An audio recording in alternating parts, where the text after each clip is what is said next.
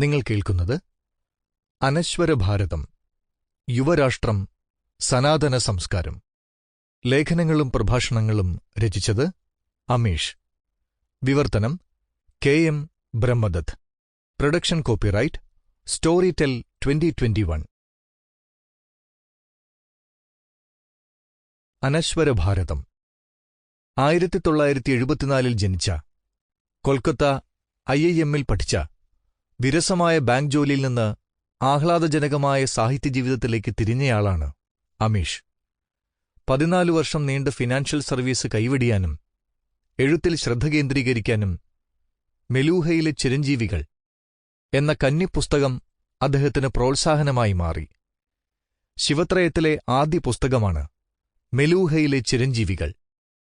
ചരിത്രത്തിലും ഐതിഹ്യവിജ്ഞാനീയത്തിലും ദർശനത്തിലും അഭിനിവേശവും ലോകത്തിലെ എല്ലാ മതങ്ങളിലും സൗന്ദര്യവും കണ്ടെത്തുന്ന മനോഭാവമുള്ള വ്യക്തിയാണ് അമീഷ്.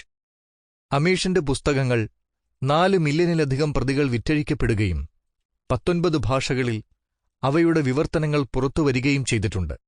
ഭാര്യയായ പ്രീതിയോടും പുത്രനായ നീലിനോടുമൊപ്പം മുംബൈയിൽ താമസിക്കുകയാണ് അമീഷ്.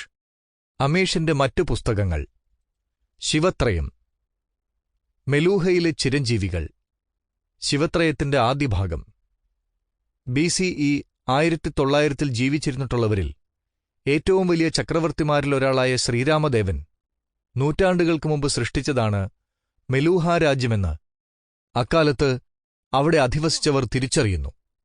ഇപ്പോൾ അവരുടെ പ്രധാന നദിയായ സരസ്വതി വരണ്ടുകൊണ്ടിരിക്കുകയാണ്. കിഴക്കുമേഖലയിലുള്ള ശത്രുക്കളിൽ നിന്നുള്ള ഭീകരാക്രമണ ഭീഷണിയുമുണ്ട്. അവരുടെ ഇതിഹാസ വീരനായകൻ തിന്മയെ നശിപ്പിക്കാൻ വേണ്ടി പ്രത്യക്ഷപ്പെടുമോ? നാഗന്മാരുടെ രഹസ്യം, ശിവത്രയത്തിന്റെ 2ാം ഭാഗം. ദുഷ്ടരൂപിയായ നാഗയോദ്ധാവ് ബൃഹസ്പതിയെ വധിച്ചുകഴിഞ്ഞു. ഇനി അയാൾ സതിയെ വേട്ടയാടിക്കൊണ്ടിരിക്കുകയാണ്. ദുഷ്ടസംഹാരകനെന്ന് പ്രവചിക്കപ്പെട്ടിട്ടുള്ള ശിവന് തന്റെ പൈശാചിക പ്രതിയോഗിയെ കണ്ടുപിടിക്കും വരെ വിശ്രമമില്ല. ശിവത്രയത്തിന്റെ 2ാം ഭാഗമായ ഈ പുസ്തകത്തിൽ ഘോരയുദ്ധങ്ങൾ നടക്കുകയും അവിശ്വസനീയമായ രഹസ്യങ്ങൾ വെളിപ്പെടുകയും ചെയ്യാൻ പോവുകയാണ്. വായുപുത്രന്മാരുടെ ശപഥം, ശിവത്രയത്തിന്റെ 3ാം ഭാഗം. ശിവൻ തന്റെ ശക്തി സമാഹരിച്ചുകൊണ്ടിരിക്കുകയാണ്. ശിവൻ നാഗരാജ്യത്തിന്റെ തലസ്ഥാനമായ പഞ്ചവടിയിലെത്തുന്നു. അവസാനം തിന്മ പുറത്തുവരുന്നു. തന്റെ യഥാർത്ഥ ശത്രുവിനെതിരെ ഒരു വിശുദ്ധയുദ്ധത്തിന് തയ്യാറെടുക്കുന്ന നീലകണ്ഠൻ അതിൽ വിജയിക്കുമോ? ഈ രഹസ്യങ്ങളുടെ ഉള്ളറിയാൻ ബെസ്റ്റ് സെല്ലറായ ശിവത്രയത്തിന്റെ അവസാന ഭാഗമായ ഈ പുസ്തകം വായിക്കുക. രാമചന്ദ്ര പരമ്പര. രാമൻ, ഇക്ഷ്വാകുവംശത്തിന്റെ യുവരാജാവ്. പരമ്പരയിലെ 1ാമത്തെ പുസ്തകം. BCE 3400. ഒരു കടന്നയുദ്ധം കൊടുമ്പിരിക്കൊള്ളുകയും അയോധ്യ ദുർബലമാക്കുകയും ചെയ്തിരിക്കുന്നു. അതിന്റെ കേടുപാടുകൾ കാര്യമായി ബാധിക്കുന്നുണ്ട്. രാക്ഷസരാജാവായ രാവണൻ തോൽപ്പിക്കപ്പെട്ട രാജ്യത്തിൽ തന്റെ ഭരണം അടിച്ചേൽപ്പിക്കുന്നില്ല, മറിച്ച് തന്റെ വ്യാപാരം അടിച്ചേൽപ്പിക്കുകയാണിവിടെ. സാമ്രാജ്യത്തിന്റെ ധനം മുഴുവൻ അയാൾ ഊറ്റിച്ചെടുക്കുന്നു.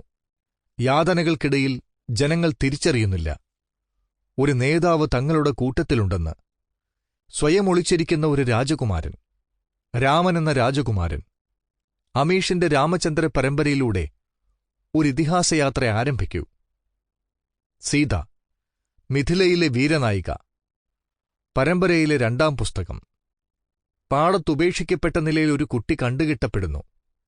ഏതാനും കൊലച്ചെന്നായ്ക്കളുടെ പിടിയിൽ നിന്ന് ഒരു കഴുകൻ സംരക്ഷിച്ച നിലയിലായിരുന്നു ആ കുട്ടി. എല്ലാവരാലും തഴയപ്പെട്ടതും ശക്തിഹീനവുമായ മിഥില എന്ന രാജ്യത്തിലെ രാജാവ് ആ കുട്ടിയെ ദത്തെടുക്കുന്നു. ഈ കുട്ടിക്ക് ഒത്തിരി പ്രാധാന്യമുണ്ടാകുമെന്ന് ആരും വിശ്വസിക്കുന്നില്ല. പക്ഷേ അവർക്ക് തെറ്റുപറ്റി. കാരണം ഒരു സാധാരണ പെൺകുട്ടിയല്ല അവൾ സീതയാണ്. രാമചന്ദ്ര പരമ്പരയിലെ 2ാമത്തെ പുസ്തകത്തിലൂടെ ഐതിഹാസിക യാത്ര തുടരൂ. ദത്തെടുക്കപ്പെട്ട ശേഷം പ്രധാനമന്ത്രി പദം വരെ എത്തുകയും പിന്നീട് ദേവതയായി മാറുകയും ചെയ്ത ഒരു കുട്ടിയുടെ പുരാവൃത്തങ്ങൾ വിവരിക്കുന്ന ത്രസിപ്പിക്കുന്ന സാഹസം. ബ്രേക്കിംഗ് ന്യൂസുകൾ സൃഷ്ടിക്കുന്ന ചില സമകാലിക ഡിബേറ്റുകളിലേക്ക് ഒരു കാഴ്ചപ്പാട് കൈവരിക്കാൻ Sample complete. Ready to continue?